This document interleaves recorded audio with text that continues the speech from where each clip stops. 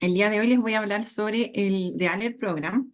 Este fue un programa diseñado en el año 1996 por dos terapeutas ocupacionales que se llaman Terry Schellenberger y Mary Sue Williams, quienes establecieron estrategias para la autorregulación de pacientes de todo tipo de pacientes, igual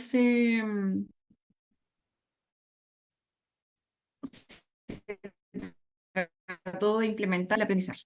Entonces, este programa establece como un motor, de hecho hace como un símil al rayo McQueen, por eso lo tengo en la fotito ahí, eh, para establecer en el fondo cómo está su nivel de alerta, si está bajo, si está adecuado o si está alto. Y eso vamos a ver ahora más adelante. Vamos a ver, ahí sí.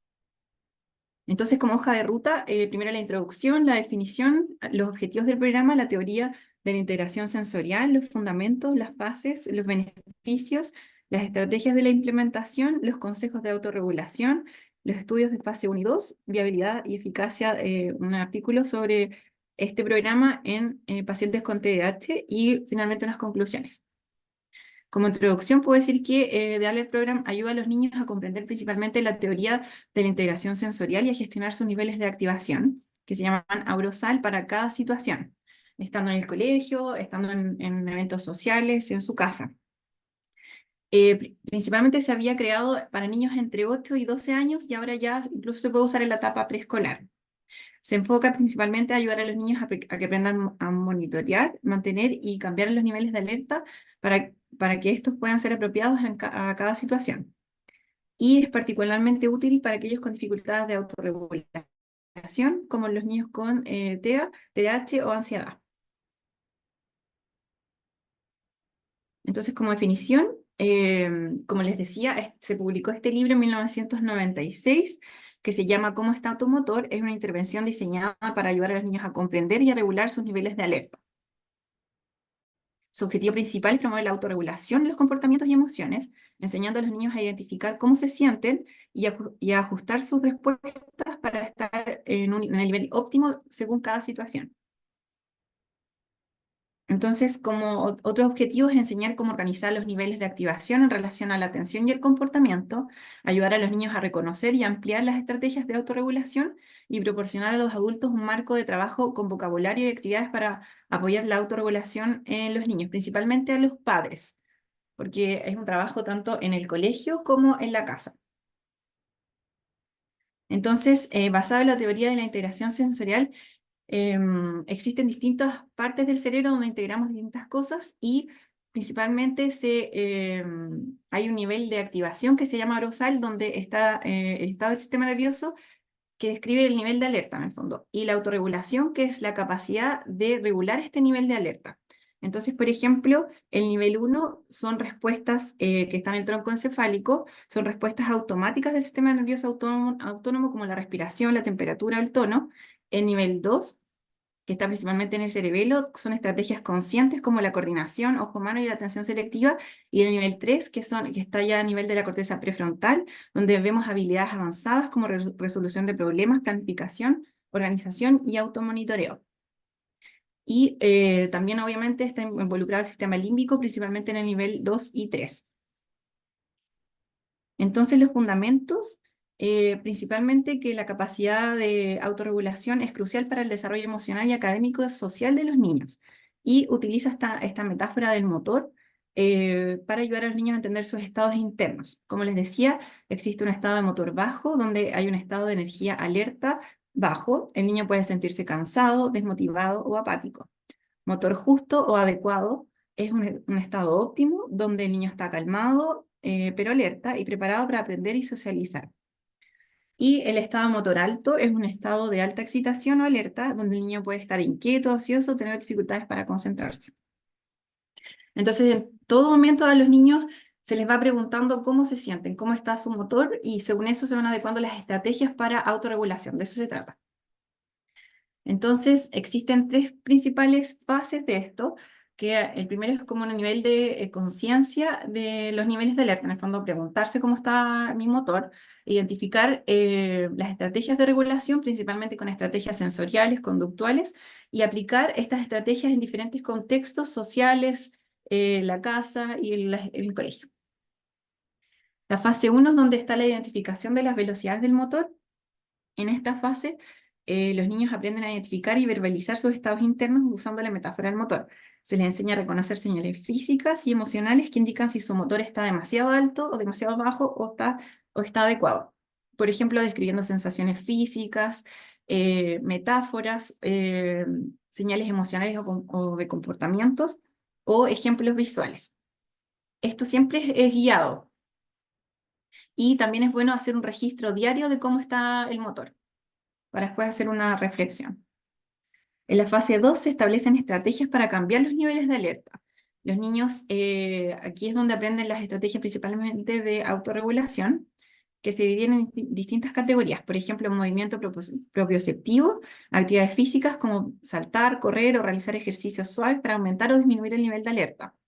Orales o motoras, comer algo crujiente, beber algo, agua fría, por ejemplo, para cambiar el nivel de energía. Táctil, uso de objetos táctiles como pelotas antiestrés. Y visual y auditivo, técnicas que involucran ver colores relajantes o escuchar música para modificar el estado de alerta. Entonces, como ejemplo de esto, por ejemplo, tenemos llevarse algo a la boca, por ejemplo, beber un batido licuado, que es sensorial, que por ejemplo, además de ser la textura batida, también es que esté frío, chicle, caramelos o algo muy crujiente o algo de menta, ese tipo de cosas usaban. Movimiento, una mecedora, una pelota terapéutica, tener las piernas cruzadas y cambiarse de posición. Ejercicio aeróbico, jardinería, del tacto, mover el cabello, tocar las llaves. También hay contenedores sensoriales, visual, cambio de la iluminación, mirar una chimenea o una pecera, algo relajante, y auditiva, música clásica, escuchar un podcast, tararear o cantar, eso es para la autorregulación. Otros consejos de autorregulación, por ejemplo, liderar con integridad, para practicar en el fondo, hacer un razonamiento correcto, estar abierto a los cambios, identificar los desencadenantes de la desregulación, practicar autodisciplina, reformular pensamientos negativos, mantener la calma, considerar las consecuencias de los actos y creer en uno mismo. La fase 3 es de regular las velocidades del motor, es donde hay una adaptación y una generalización, donde se aseguran de que todo esto se pueda implementar en el episodio de estrés, en la casa, en los eventos sociales y en el colegio. Entonces, ¿cuáles son los beneficios? Principalmente que mejora el control emocional, ayuda a regular las emociones y esto reduce la ansiedad, los comportamientos disruptivos, tienen mayor autonomía e independencia para tomar mejores decisiones, mejor desempeño académico, se ven más calmados y enfocados y fortalecimiento de las relaciones sociales para interactuar de forma más efectiva con sus pares.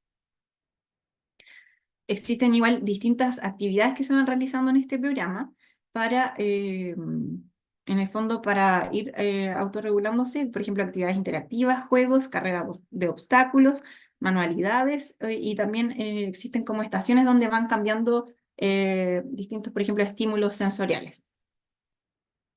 Pero antes de establecer este programa hay que establecer al menos 12 preguntas que son claves para el éxito, que en el sentido es de preguntarse si es que existe la implementación principalmente adecuada para realizar este programa y igual es importante individualizar a cada niño porque no todos los niños necesitan el mismo tipo de estímulos.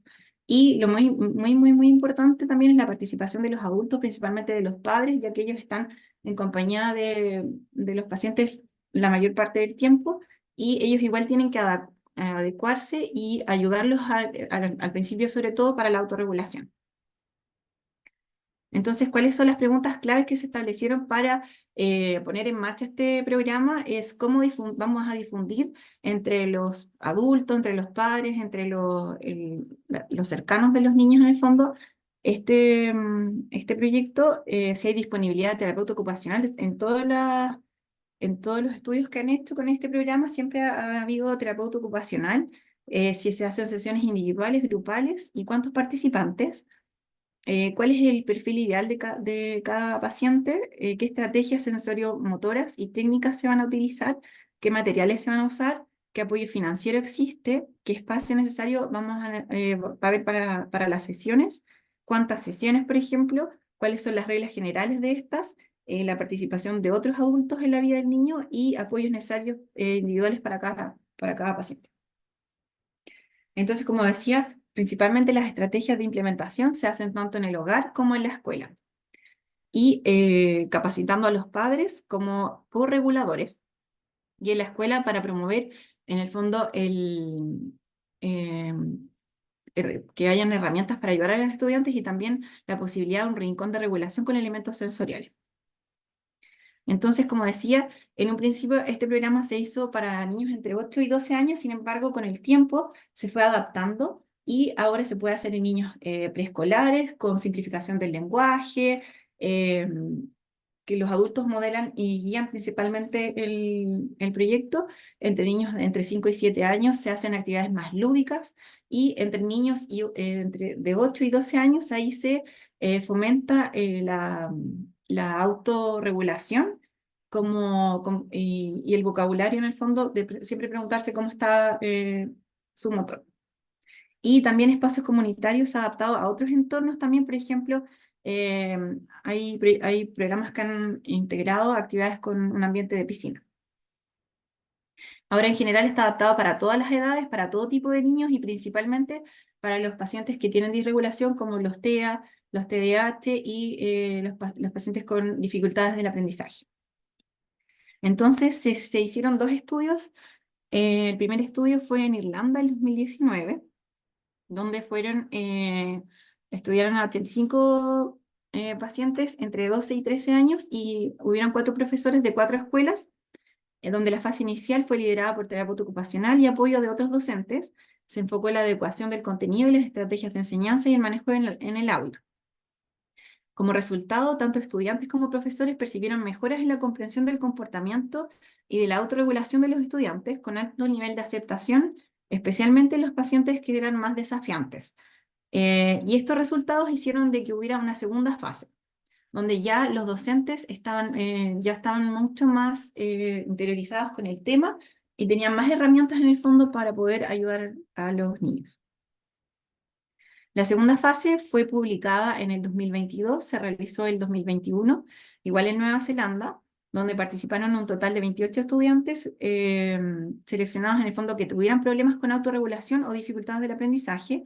Y en esta fase, como decía, los docentes estaban mejor preparados y como resultado hubo una mejora en la identificación de los niveles de alerta, pero las mejoras en autorregulación no fueron significativas.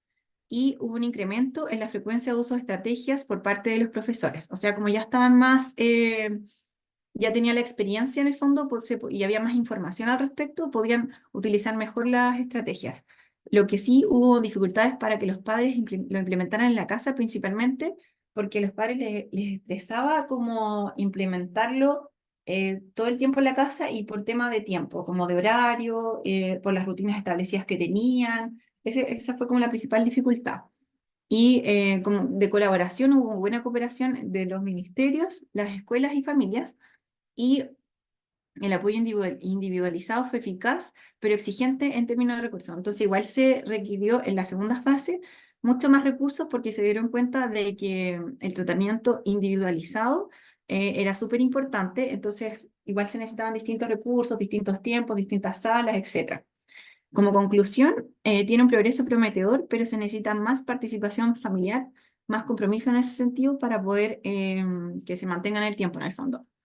Y también se recomendaban sesiones conjuntas entre maestros y las familias para que hubiera mayor adaptación, sobre todo por parte de la familia. como estrategias que usaron en esta fase 2 para, en el fondo, que ellos vieron que funcionó, fue el lenguaje del motor, preguntarles en el fondo todo el tiempo cómo está tu motor, para tener una, ya que mejoró la conciencia sobre su estado de activación, herramientas sensoriales como mantas con peso, cojines especiales y orejeras, para autorregulación, el modelaje y el refuerzo positivo y la adaptación, como decía, que fuera individualizada. Y también hubo un estudio que se hizo en pacientes con TDAH y se exploró en el fondo si se podía realizar esta intervención en niños entre 8 y 12 años. Participaron 27 familias en un programa total de 8 semanas para mejorar para la autorregulación, y los padres informaron una mayor utilización de estrategias sensoriomotoras y una disminución de los síntomas en casa. Y los profesores en este caso fue al revés, no observaron mejoras significativas en el rendimiento escolar, pero sí los padres. Entonces, en el fondo, estos pacientes tenían, aparte de esta disregulación, tenían el TDAH, y ahí hubo como harta mejoría. Aunque hubo mejoras en el hogar, más investigaciones son necesarias en el fondo para extender los resultados en la escuela y en otros entornos sociales. Siempre faltan en el fondo más publicaciones, más estudios para poder tener información más concisa. Y fortalezas y debilidades que podemos establecer, por ejemplo, fortaleza que es económico, es flexible, em, se puede enseñar a los niños y es independiente, y va cambiando, va variando la velocidad del motor, van variando las estrategias, es generalizable, se puede usar en todo tipo de niños ahora, a todas las edades, se puede enfocar para toda la clase. Y debilidades que tiene evidencia limitada, tiene pocos estudios y que tiene un periodo de enseñanza prolongado y requiere comprensión de analogías abstractas. Por ejemplo, obviamente para un paciente TEA va a ser difícil preguntarle cómo está tu motor si ellos igual son bien literales, entonces eso igual requiere como una mayor explicación en ese contexto. Porque sin embargo, estos estudios se han aplicado en pacientes con disregulación y dificultades del aprendizaje, pero no hubo ninguno específico que hablara sobre que hubiera hecho el estudio con pacientes TEA, pero sí se recomienda.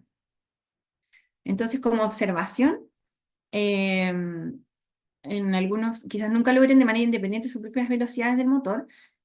Como decía, la analogía abstracta puede ser difícil para algunos niños, y para niños no verbales o aquellos que tienen dificultades con la analogía del motor, el programa podría necesitar ser adaptado, aún más porque hasta ahora está hasta preescolares.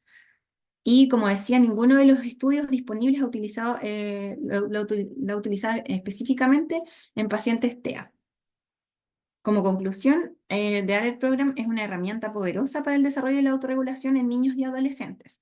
Su enfoque es accesible y colaborativo y basado en la educación sensorial y la metáfora del motor.